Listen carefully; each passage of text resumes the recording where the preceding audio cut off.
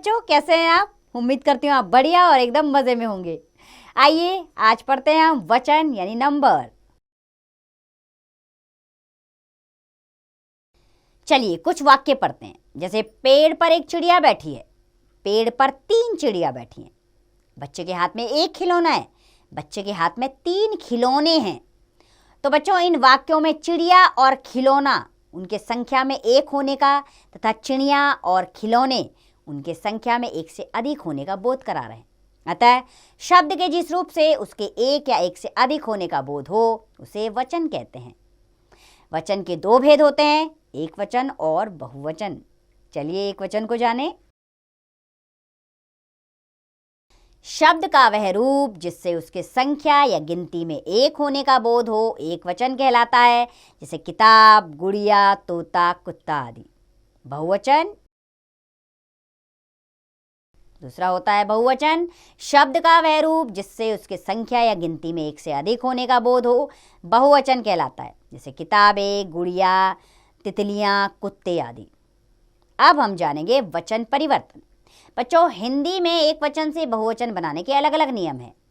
पहला नियम है अंतिम आ को ए में बदलकर। जैसे लड़का का बहुवचन लड़के, कमरा का कमरे, घोड़ा का घोड़े, पत्ता का पत्ते, लोटा का लोटे, बकरा का बहुवचन बकरे, संतरा का संतरे, ताला का ताले, रुपया का रुपये, केला का केले, बच्चा का बच्चे, समोसा का समोसे बहुवचन। दूसरा नियम है इसका अंतिम अ को ऐ में बदलकर। जैसे पुस्तक का पुस्तकें, कमीज का कमीजें, दवात का दवातें, सांस का सांसें, बात का बातें, सलवार का सलवारें, मेज का मेजें, बाह का बाहें, रात का रातें, बहन का बहनें, आँख का आँखें और सड़क का सड़कें इसका बहुवचन है। तीसरा नियम है अंतिम आ के बाद ऐ जोड़कर। जैसे माला मालाएं, समस्या समस्याएं, माता माताएं, कथा कथाएं, कविता कविताएं, महिला महिलाएं, गाथा गाथाएं, कन्या कन्याएं, अध्यापक अध्यापिकाएं, ये बहुवचन है इसका रूप। चौथा नियम है इसका अंतिम ई के साथ या को जोड़कर। जैसे जाति का जातियां, पंक्ति का पंक्तियां, तिथि का तिथियां, विधि का विधियां बहुवचन रूप है, रीति का रीतियां, राशि का राशियां, नीति का नीतियां, लिपि का लिपियां और प्रति का प्रतियां बहुवचन है। पांचवा नियम है इसका अंतिम ई को ई में बदलकर या जोड़कर।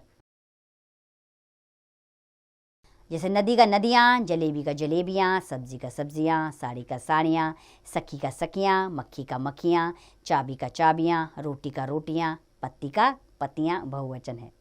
और छठा है अंतिम या को या में बदलकर।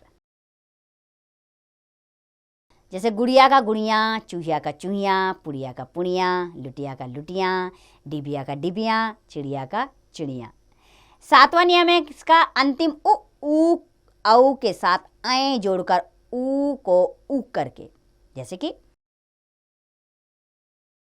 कि वधू का वधुएं, गौ का गौएं, बहू का बहुएं, वस्तु का वस्तुएं, ऋतु का ऋतुएं, जू का जूएं। और आठवां नियम है एक वर्ग, दल या समूह का बोध कराने वाले शब्दों में गण, दल, जन, वृंद, वर्ग, लोग आदि जोड़कर बहुवचन रूप बनाए जाते हैं। जैसे विद्यार्थी का विद्यार्थीगण, गुरु का गुरुजन, कवि का कविगण, लेखक का लेखक वृंद, टिड्डी का टिड्डी दल, शिक्षक का शिक्षक वर्ग। 9वां नियम है इसका शब्दों के साथ ने, को, में, से आदि का प्रयोग होने पर बहुवचन रूप बनाए जाते हैं। जैसे कि घड़े में पानी है, घड़ों में पानी है, चोर ने चोरी की, चोरों ने चोरी की, लड़के ने खाना खाया, लड़कों ने खाना खाया, बंदर ने केला खाया, बंदरों ने केले खाए, भालू ने नाच दिखाया, भालुओं ने नाच दिखाया, दीवार पे मत लिखो, दीवारों पर मत लिखो, पुस्तक को साफ रखो, पुस्तकों को साफ रखो, साधु ने यज्ञ किया, साधुओं ने यज्ञ किया, पेड़ पर फल लगे हैं, पेड़ों पर फल लगे हैं, घर में बाढ़ का पानी घुस गया, घरों में बाढ़ का पानी घुस गया। अच्छा, ध्यान रखने वाली बात है कि कारकों की विभक्तियों जैसे कि ने, की, में, से आदि का प्रयोग करने पर शब्दों का बहुवचन रूप औ या यों जोड़कर बनाया जाता है। ये परिवर्तन केवल वाक्य में होते हैं। यदि अलग से एक वचन का बहुवचन बनाने के लिए कहा जाए तो ओ या यो का प्रयोग नहीं किया जाता। अच्छा, इसमें कुछ विशेष बात भी है जिसे जानना बेहद ज़रूरी है, वो भी जान लेते हैं। जैसे पहली बात है, कुछ शब्दों के एक वचन और बहुवचन रूप एक समान रहते हैं, जैसे हाथी, वृक्ष, डाकू, बंदर, घर, चोर, पानी, देवता, छात्र, गुरु, मुनि आदि। ये सब एक वचन और बहुवचन, वाक्य बदल जाएं लेकिन ये शब्द वही रहेंगे। दूसरा नियम है, इसका आदर या सम्मान प्रकट करने के लिए एक वचन के स्थान पर बहुवचन का प्रयोग किया जाता है। गांधी जी सच बोलता है, ये अशुद्ध वाक्य है। इसका शुद्ध वाक्य होगा, गांधी जी सच बोलते थे।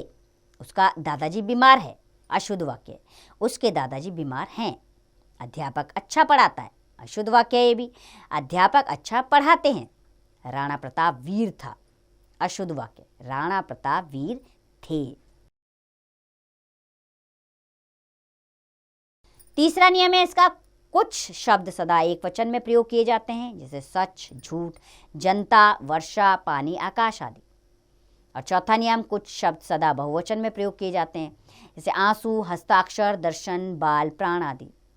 पांचवा है, भाववाचक संज्ञाओं का प्रयोग सदा एक वचन में किया जाता है, जैसे वीरता, प्रार्थना, सुंदरता, बचपन आदि। और छठा है, नाते रिश्ते बताने वाले शब्द भी अपना रूप नहीं बदलते हैं, जैसे चाचा, मामा, दादा, नाना आदि। आइए आपके अभ्यास के लिए इस पाठ को दोहरा लेते हैं। जैसे शब्दों के जिस रूप से उसके एक या एक से अधिक संख्या के होने का बोध हो वह वचन कहलाता है।